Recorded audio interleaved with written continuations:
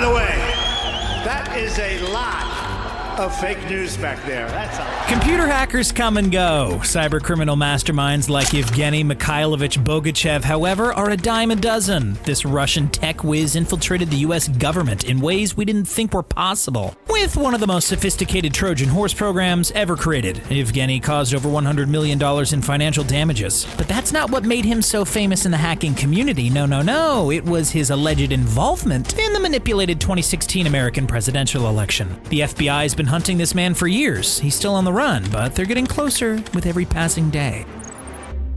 Cybercrime is projected to cost $6 trillion annually by 2021, double from the $3 trillion benchmark in 2015. As you can see, the scale of malicious activity across the internet is increasing at an astounding rate, and as technology becomes more advanced, so does the underground ring of hackers who use it to their advantage. Cybercrime may seem like a beast lurking in the shadows, but the reality is that it's right in front of our eyes, almost every single day. You know those dodgy emails from your bank or Apple or PayPal which request sensitive information? Well, 30% of phishing emails like those in the US are opened. Those who fall for the trap and click the dangerous link expose not only their personal computer, but their entire connected network, be it a government intranet, company server, or family cloud. Each country has their own means of defending against cunning internet thieves. In the USA, it's the FBI's job to keep black hat computer hackers at bay. Specially trained cyber squads are stationed at FBI headquarters in each of the 56 field offices dotted around the nation,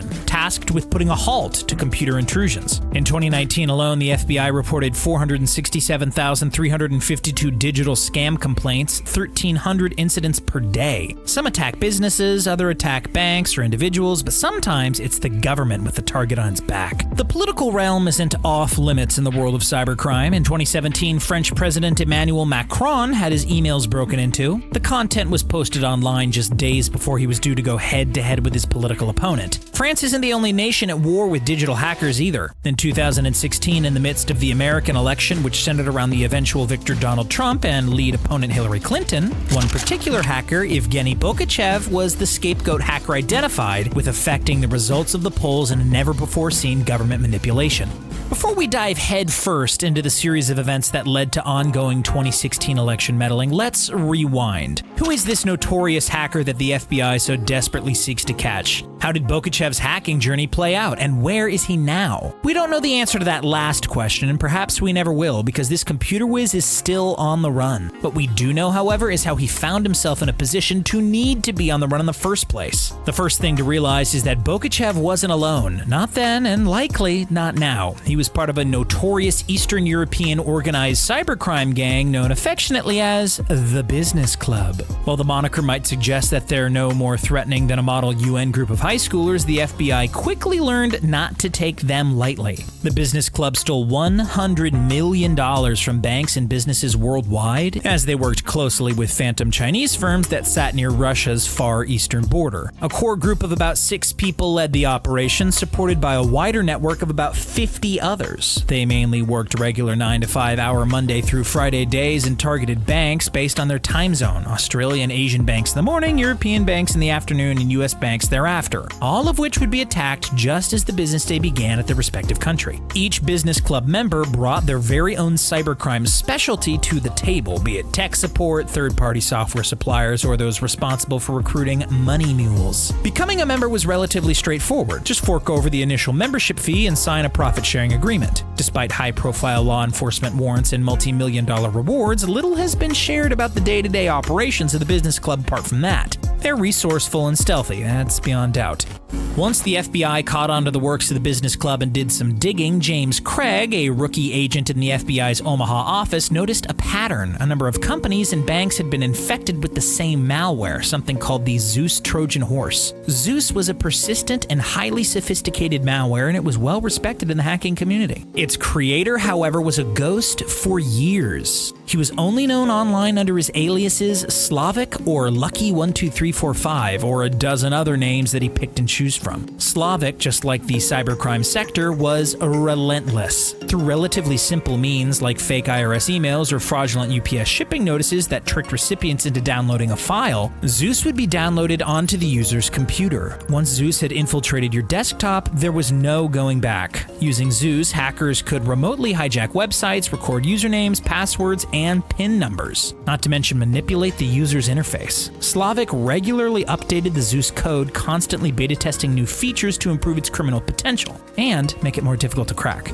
Through Zeus and the later version dubbed Jabber Zeus, Slavic coordinated a number of high-profile crimes. A $415,000 cyber heist from the war chest of Bullitt County, Kentucky went down in 2009. Payment processing giant First Data saw $450,000 vanish in May of the same year, right before their very eyes. And one single client was left reeling from a $100,000 theft from their infiltrated account at the First National Bank of Omaha. These combined to be merely a slice of the long list of shady transactions Zeus was actually able to facilitate. Although none of these crimes, nor the summation of them, come close to the widespread notoriety and influence of the intervention with the 2016 US presidential election. Yes, we've all heard the rumors, some true, some false, but what exactly went down? Well, here's what we know. The Hillary Clinton campaign was hacked. Politically damaging information was accessed unlawfully and then redistributed on the internet. State voter databases were probed, pro-Trump and anti-Clinton propaganda was circulated around on social media, and that's just the tip of this multi-layered cyber iceberg. According to the U.S. intelligence community and supported by special counsel Robert Mueller's evidence plus testimony from Trump associates, the overarching goal of the election meddling was, in simple terms, to damage the Clinton campaign and boost Trump's chances of victory. Despite certainty that Slavic, aka Bogachev, was one of the most prolific and damaging Russian hackers, the Obama administration and current U.S. government does not believe that Bogachev is the election ruse mastermind. Instead, the Obama administration included Bogachev in the sanctions that put pressure on the Russian government to overturn the real conspirators. Either way, regardless of the degree of his involvement, he still sits on the FBI's most wanted list for his ongoing Zeus-related thievery and his potential role in the election.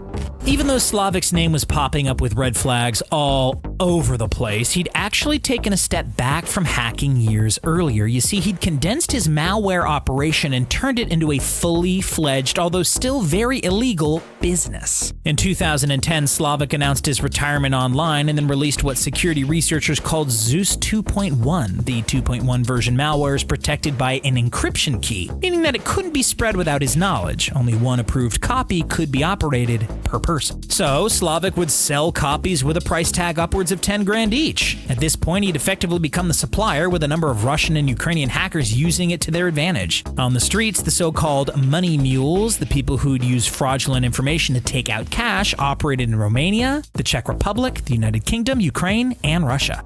While Zeus and Zeus 2.1 and the election hack and the bank robberies and all the rest of it were going down left, right, and center, the FBI needed to act quickly. In just 1 minute on the internet, $2.9 million is lost to cybercrime. And the longer the FBI waited before taking action, the more money would spin and disappear down the drain. Then came Operation Tovar. By the time the operation began, Zeus had already become the digital underground's malware of choice, the Microsoft Office of the digital crime world, so to speak. Tovar was spearheaded by the FBI in conjunction with Europol and the UK's National Crime Agency. But there was also a number of other cybersecurity agencies with all hands on deck helping out. Tovar was asked to take down Game Over Zeus, another offspring of Slavic's initial creation that had stolen over $100,000 from various targets. Meanwhile, rookie FBI agent James Craig had made progress. He uncovered a suspicious New York-based computer server, obtained a search warrant, and then extracted and examined the files. The hard drive contained, to his delight, tens of thousands of lines of instant message chat logs in Russian and Ukrainian.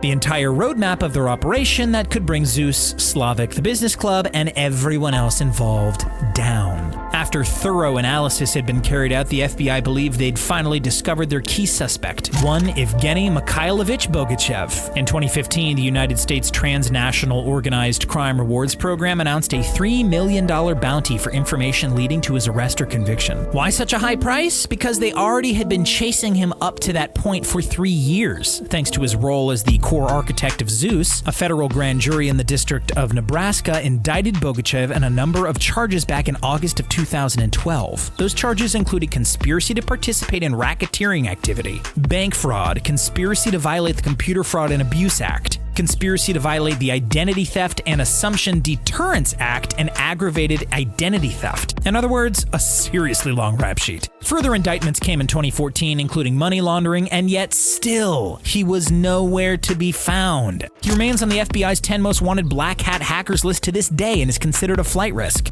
So where could he be hiding? Based on the FBI's public announcement, we can infer that he's still somewhere in Eastern Europe. Bogachev was last known to reside in Anapa, Russia. He's known to enjoy boating and may travel locations along the Black Sea in his boat. He also owns property in Krasnodar, Russia. So if you're in the area anytime soon, keep an eye out for a 37-year-old brown-eyed, short, brown-haired, 5'9", weighing approximately 180-pound man. If you're the one to make the call, you could find yourself $3 million richer. Could he still be hacking? It's possible, under a different name perhaps, but we'll never know for sure. And what about the 2020 presidential election? Could he potentially interfere with its results, skewing Biden, Trump, Kanye, or any other candidate one way or the other?